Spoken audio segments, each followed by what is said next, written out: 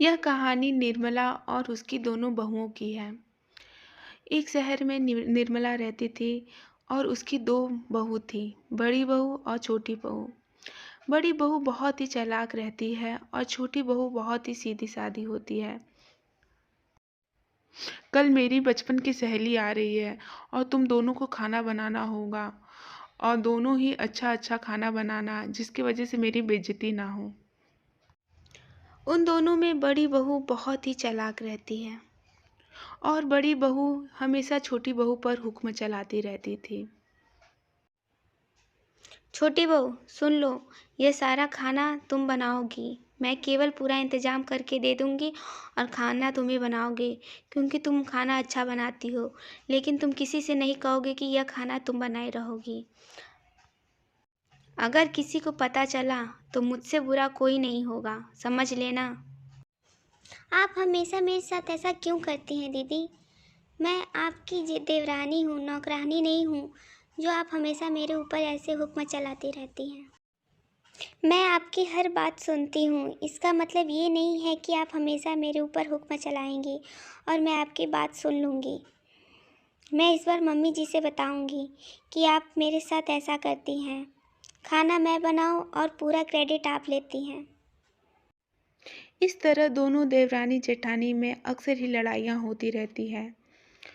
देवरानी थोड़ी गरीब परिवार की रहती है, जिसकी वजह से वह उसे सुनना पड़ता था, और वहीं बड़ी बहू अमीर घर की रहती है, जो कि उसको हमेशा सुनाती रहती थी और हमेशा अपने बड़ेपन का फ़ायदा उठाती थी। तुझे बहुत बातें आने लगी हैं। मम्मी जी से कहेगी? जाकर हिम्मत है तो कह के दिखा, अभी इस घर से निकलवा दूंगी। ये जान लो कि तुम एक गरीब परिवार की हो और गरीबों का कोई घर नहीं होता है। और अब बातें कम करो, अब पूरा खाना बनाना स्टार्ट कर दो। इसके थोड़ी देर बाद ही छोटी बहू पूरा खाना बना देती है, जिसमें ढेर सारी मिठाइयाँ, खाकरा, फाफड़ा, ढोकला, खीर, बहुत सारी चीज़ें रहती हैं। अब मैं ये खाना सभी के सामने परोसने जा रही हूँ और तुम किसी से मत बोलना कि तुमने ये खाना बनाया है। तुम केवल मेरी हेल्प की हो, केवल ऐसा ही बोलना।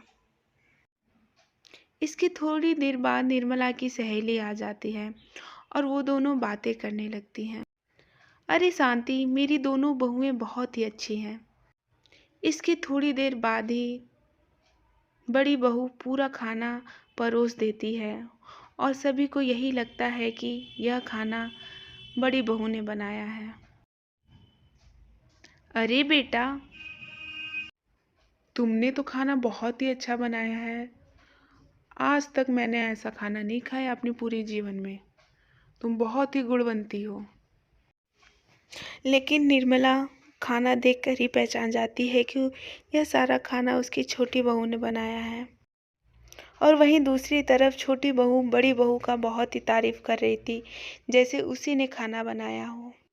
बड़ी बहू, छोटी बहू, कहाँ हो तुम दोनों? जल्दी यहाँ पर आओ, मुझे कुछ बातें करनी है।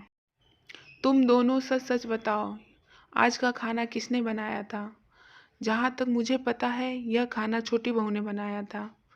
अब तुम ही दोनों अपने मुंह से बोलो कि यह खाना किसने बनाया है, नहीं तो मुझसे बुरा कोई नहीं होगा। सच बोलो और जल्दी बोलो।